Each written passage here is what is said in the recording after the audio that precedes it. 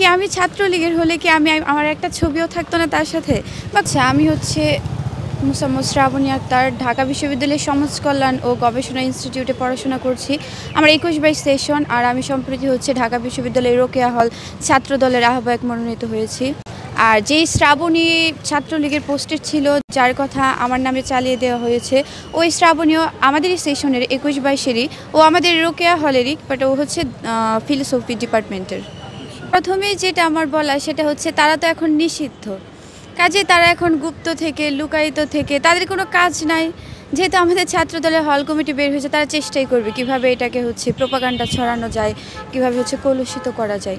তো তারই একটা অংশ হিসেবে আমাদের রোকেয়া হলেরই ছাত্রলীগের, জানি না উনি কোনো ভাইটাল কোনো পোস্টে ছিল কিনা, হয়তো কোনো একটা সাধারণ পোস্টে ছিল, যাই হোক, ফাল্গুনী দাস তন্নি। তো উনি হচ্ছে হয়তো অন্য কোনো মেয়েকে, শ্রাবণী নামের দর্শন বিভাগের ওই মেয়ের সাথে আমার কথাও হয়েছে, যে উনি হচ্ছে ওকে পোস্ট দিয়েছিল আপ্যায়ন সম্পাদক নাকি। যুক্তরাষ্ট্রের 1 নম্বর জিম চেইন গোল্ড জিম এখন আবারও বাংলাদেশে বসুন্ধরা আবাসিক এলাকা ও বসুন্ধরা সিটি শপিং মলে। পরবর্তীতে আমি দেখলাম, তো ওইটাই হচ্ছে ওইখানে। আর আরেকটা কথা আমি বলে রাখি, যে আমি যদি ওই শ্রাবণীটা হতাম, সে কি আমি ছাত্রলীগের হলে কি আমার একটা ছবিও থাকতো না তার সাথে, বা কোনো একটা প্রোগ্রামে বা কোনো একটা ছাত্রলীগের কর্মীর সাথে সে পারতো এটা দিয়ে আরও ভালোভাবে সেটা প্রুভ করতে। তো এটা হচ্ছে একটা প্রোপাগান্ডা ছিল। ওই শ্রাবণীর সাথে আমার কথা হয়েছে, ওর ব্যক্তিগত প্রবলেম বলে ও আর কি, যেহেতু ছাত্রলীগের পোস্টেড ছিল, ও এটা করতে চাচ্ছে না, মানে খোলাখুলিভাবে বলতে চাচ্ছে না। আমার সাথে পার্সোনালি অনেক কথা হয়েছে। তারপর আপনাদের যদি ইন্টারেস্ট থাকে 21/22 সেশনের আপনারা হচ্ছে খোঁজ নিতে পারেন। দর্শন বিভাগের শ্রাবণী, সে তার ডিটেলস জানলে আপনারা বুঝতে পারবেন যে ওই আপ্যায়ন বিষয়ক সম্পাদকটা আসলে কোন শ্রাবণী ছিল। আর আমার খোঁজ নিলেও দেখতে পারবেন যে আমি ঢাকা বিশ্ববিদ্যালয়ের সমাজ কল্যাণ বিভাগে পড়াশোনা করছি। তো এইটাই, যে আমাদের যেহেতু রোকেয়া হলে ভাইটাল একটা পোস্ট, তারপরেও আর তারাও একই হলে ছিল, আবার ওই শ্রাবণীও হচ্ছে আনফর্চুনেটলি আমাদেরই এই হলেরই।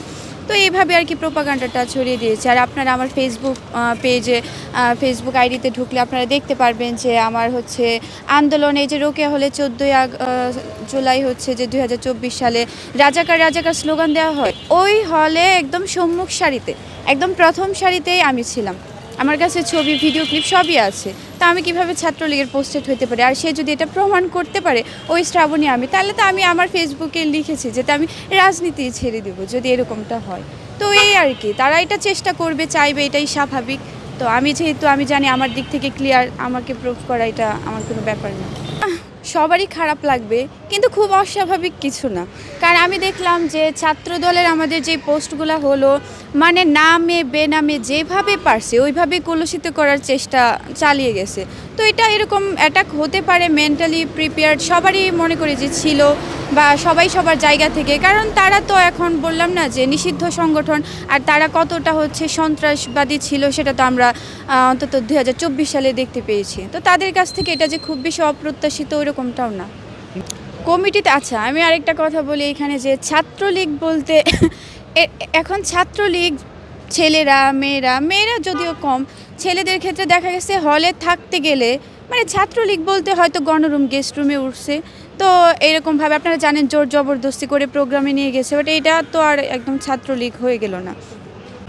এরপরে দল থেকে কি বলছে আপনাকে? যেহেতু দল থেকে আমার যত তথ্য ছিল সব কিছু দেখে, আমার কথা শুনে বা আরও খোঁজখবর নিয়ে তারা বুঝতে পেরেছে যে ওই শ্রাবণীটা আমি না, অবশ্যই তারা আমাকে সাপোর্টই করবে, দল থেকে আমাকে সাপোর্টই করেছে। For more update, follow us on Facebook, subscribe our YouTube channel, get the latest update on www.daily-sun.com.